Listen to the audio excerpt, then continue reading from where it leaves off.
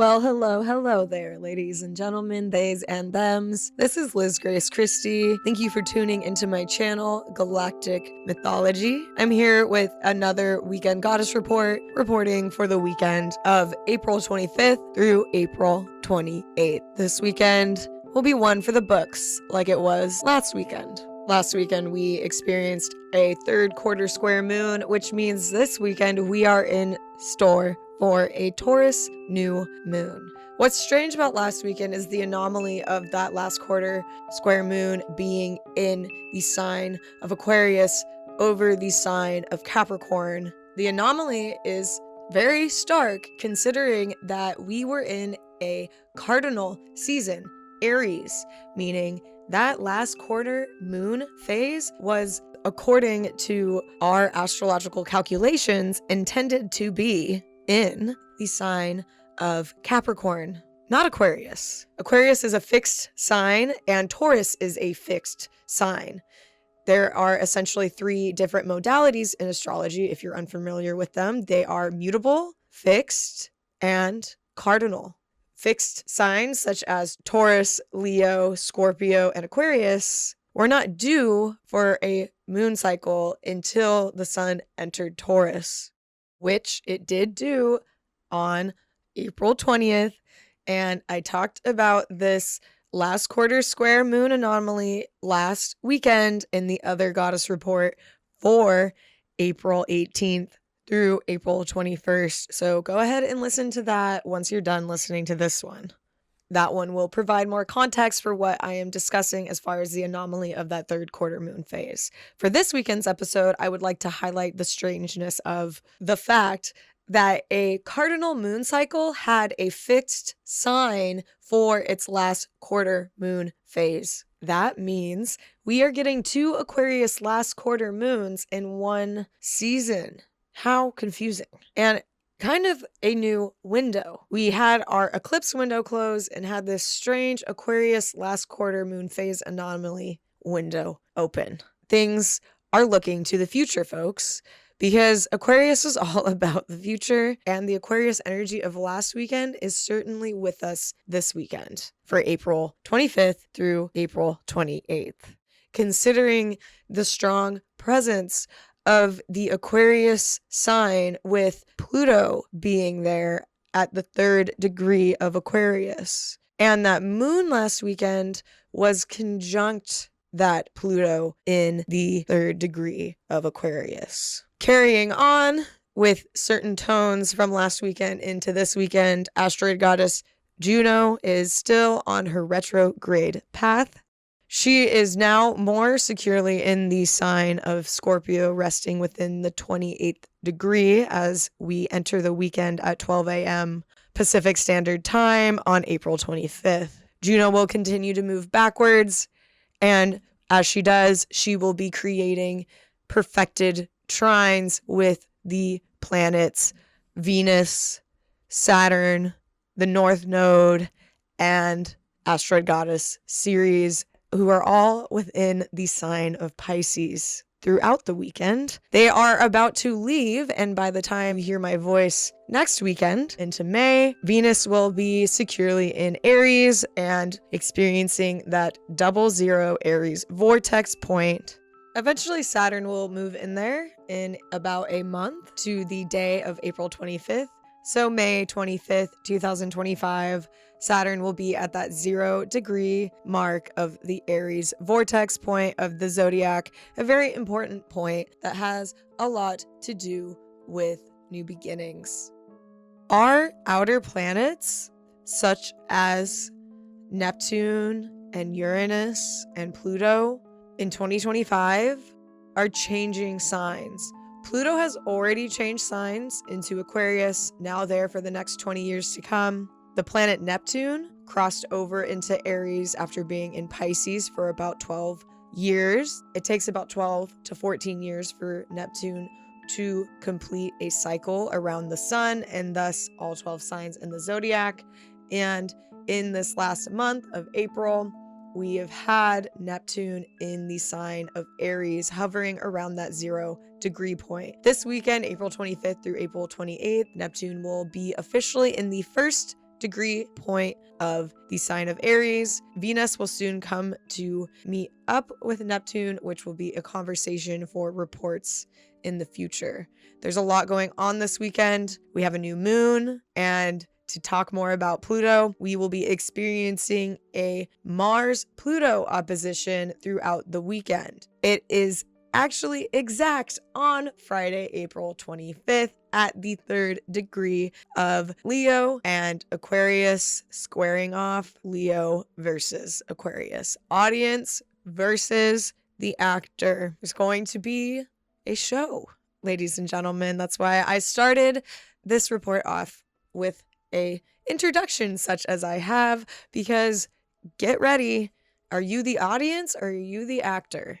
With asteroid goddess Juno, the woman of commitments herself, along with public appearances. Juno has to keep up with the public, and I think that's why she chooses to be a respectable wife according to patriarchal influenced laws, because it's actually to her benefit at this point to respect the laws, not to sound like an apologist or naive or ignorant. It is quite the contrary here. What I'm saying is it is to Juno's advantage to play the role of the good wife, to maintain public appearances, because she knows she has to play the game to protect her own sovereignty. Which makes me think about Pallas Athena, considering the concept of wisdom and strategy. And Pallas Athena is active this weekend as well. She's in the sign of Aquarius. She's 17 degrees away from Pluto, the lord of the underworld, who's also in Aquarius, and she's making a trine to the planet Jupiter, and she has been keeping up with Jupiter for the last week pretty consistently with a trine, almost like they're moving at similar paces, which makes sense because asteroid goddess Pallas Athena in astrology and in astronomy is in the asteroid belt, which is a barrier between Mars and Jupiter. So, with that in mind, we have some guides on our side.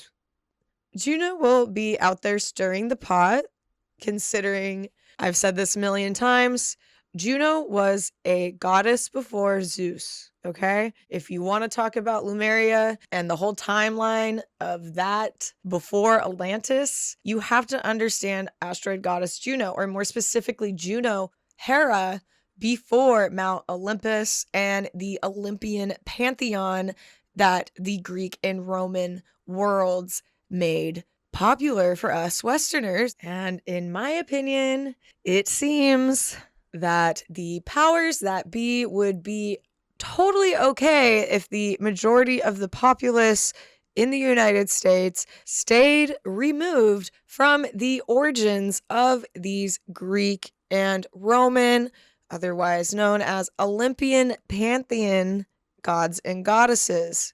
The truth to be told is that most of those gods and goddesses that were adapted into Greek culture were from different cultures that were not from the Mediterranean. From my own research and in my own opinion, most of the Olympian archetypes have existed since before the formalized formation of languages, aka recorded history, my friends. These are gods and goddesses that existed before we were even in a physical vessel, truly. And I don't want to get too far on a tangent because what I have just said is probably pretty controversial to some people, but the truth is do your own research. Always do your own research and always use your discernment, even when listening to my podcast. Let's go back in to this weekend specifically. Miss Asteroid Goddess Juno, who is tearing it up over there by making a retrograded trine to the planets Venus, Saturn, and the North Node. I personally think that the era that we are stepping into is changing. No freaking doubt. Look at your own life before you start looking at the news, please. But your microcosm is reflecting that macrocosm. Aquarius is taking center stage. We are in the Aquarian age. I spoke about an abyss, I feel like in my earlier episodes of this from this year, I believe in my episodes from earlier in the year of 2025, January and February, I remember talking about an abyss, like we've felt like we had started a new cycle, but really we were in the ending of a cycle that was going to lead into this new beginning, this new Aquarian age. And my friends, we have finally hit that bottom of that abyss. And you know what is scary? There is absolutely nothing there. This is all brand new.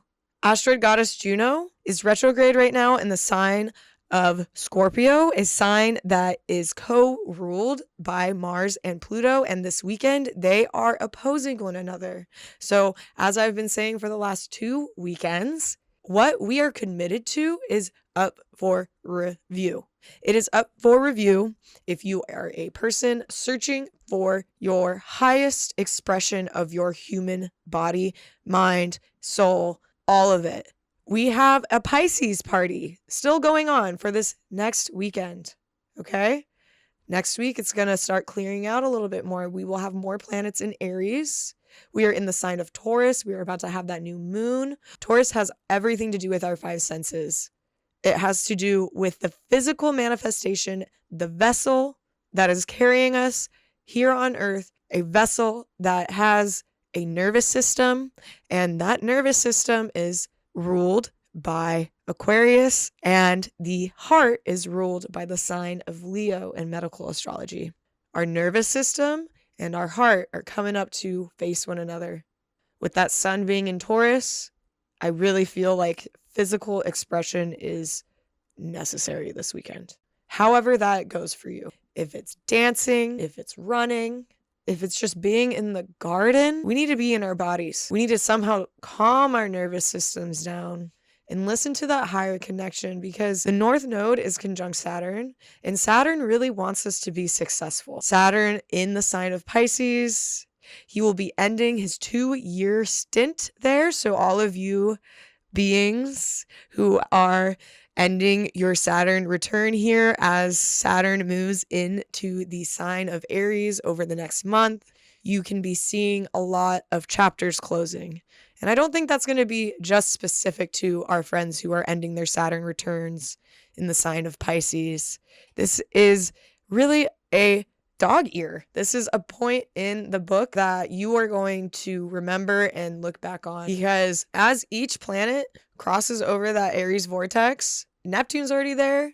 That's a huge significant change for our collective consciousness and our spirituality and disillusionment. If anything, the confusion has only increased. And unfortunately, it probably will only magnify because this is new terrain. And like I said, we are at the bottom, the cavern, the void.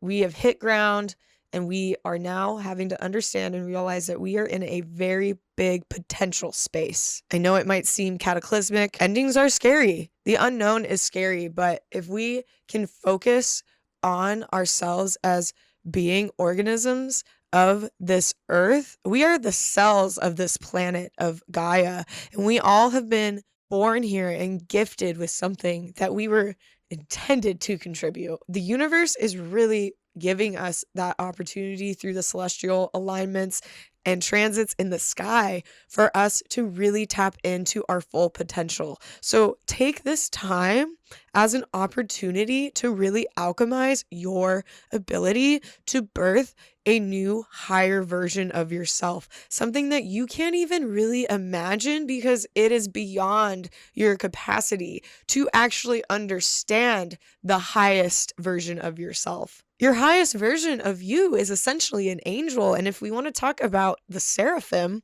those are huge beings that if we were to see them physically, their light would burn our human eyes out. But we can connect with them interdimensionally, and we have that ability to do that this weekend with that communication coming from that North Node and those planets that are still in Pisces during this time of the Pluto-Mars opposition, with the strange Aquarius anomaly last quarter moon phase window that I have coined and come up with and seem to be the only one talking about in astrological circles, because it's such a strange little phenomenon that takes a lot of words to even get most audiences to understand. But I'm over here doing my best. Hoo-wee. There's so much going on this weekend.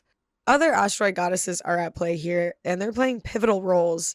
I would like to bring up asteroid goddess Vesta and Black Moon Lilith, along with asteroid goddess Hecate. They are also in the sign of Scorpio, along with Juno, but they are over 10 degrees apart from Juno, who is at the 28th degree of the sign of Scorpio as we start the weekend on Friday, April 25th, 2025. Asteroid goddess Vesta is at the 13th degree of the sign of Scorpio, followed by Lilith at 10 degrees and Hecate at 7 degrees the same day, Friday, April 25th. As the weekend progresses, the sun in Taurus will make its way to closer oppositions, first starting with Hecate, then Black Moon Lilith, and then to asteroid goddess Vesta, a goddess that has to do with the hearth, the center, the essence, purity. Vesta is a creative spark. It is the thing that ignites life, and it is a divine portal and a divine link to higher vibrations. With that in mind, Vesta is chaotic. Breakthroughs are not always pretty. Vesta and Juno in many ways work together. When you burn your hearth with good oils, your hearth will stay lit longer. When you pollute your hearth, when you do not clean it, when you do not purify it, you will pollute the environment and degrade the organic matter, the human body, faster. So to keep your hearth healthy is to keep your lungs healthy. It's to keep your spirits healthy. We're going to be challenged this weekend. That's for sure. The sun is going to be making challenging aspects to these goddesses in the skies. And it's going to be starting as soon as the weekend starts on Friday at 12 a.m., April 25th. The sun will be at 5 degrees Taurus. It will be moving about a degree each day throughout the weekend, ending at the 8th degree of Taurus on Monday. Sunday into Monday, we will be experiencing that Taurus new moon, and that Taurus new moon will be also opposing the asteroid goddesses mentioned, Hecate, Dark Moon Lilith, and Vesta.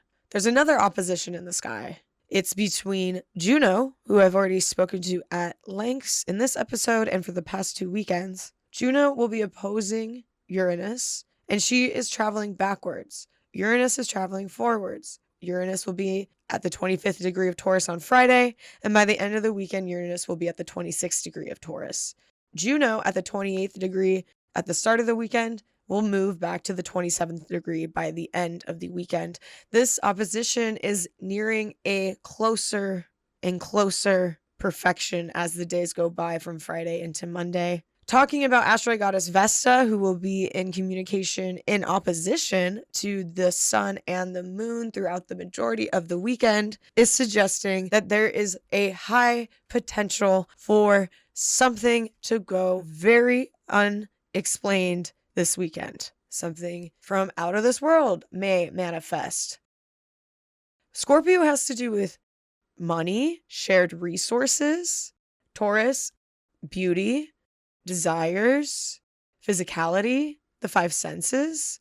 There is a potential for a lot of rebirth, death, dare I say, with that Scorpio energy there. But there's also a lot of potential for birth if we focus on Taurus, if we focus on that higher octave of Juno, the original doe-eyed goddess, who is going to be making that opposition that is getting closer and closer throughout the weekend to Uranus, the god of the future, but also the god of destruction in his own way, because destruction can be shocking, and Uranus is certainly shocking. So if we have an emphasis in decay with the Scorpio stellium of the goddesses Hecate, Lilith, Vesta, and Juno, and then we have god Uranus of surprises, there's a lot of Phoenix energy here. There's a lot of energy of seeding the future. There's a lot of fate going on with the dance in Pisces and those planets and points, North Node,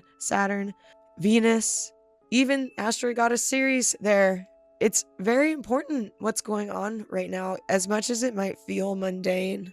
This is a 0 point, and we have the potential to really blast off from here. And I'm not just saying through space travel in our fleshy meat suits. I'm saying this is a potent time to tap into the worlds of the invisible for the highest of your timeline and for the timeline of humanity.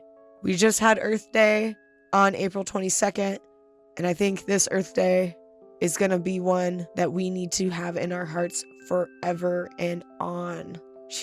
Gaia is speaking louder than ever these days because our inner worlds are speaking louder than ever these days. To your inner heart, listen to the things that connect you to this planet and get inside that Taurian, fleshy of the senses body and enjoy being a human, and go out there and tend your garden, take your shoes off, go to the park, channel a piece of artwork, create something that's so beautiful that it opens portals to other worlds and other realms. Art and creativity is so important right now. Art and creativity is a thing that allows us to channel intense emotions in a positive way, and that in itself is an act of alchemy. Take your poison and pain and make it something that heals. Snake venom can be transmuted into a cure. So, listen to yourself, ask for your highest timeline to be your present life, and be patient as you build this environment that has never existed before. I will end with that. Enjoy your weekend. I also would like to share with you all that I have created a new astrology offering, which you can access on my website, galacticmythology.com. It is for astrocartography. So for those of you who would like to travel the world with the guidance of the stars and astrology, astrocartography is a practice where we take your natal chart and spread it over a two-dimensional map of the Earth, and this shows us what planets and points affect certain geographical locations specific to you and your natal blueprint. It's really good for figuring out new moves, potential vacations, soul-searching journeys, and it is also good for warnings. For example, you might want to avoid a Mars line if you are someone who is trying to reduce your stress. All right, y'all. Thank you for listening to the end. Please like, comment, subscribe. It really helps me because if you want me to continue to do this, I'm going to need some help. All right. I love you. Enjoy your evening, your day, your morning, however, whatever, wherever you are. I'm Lizz Grace Christie. I'll talk to you next weekend.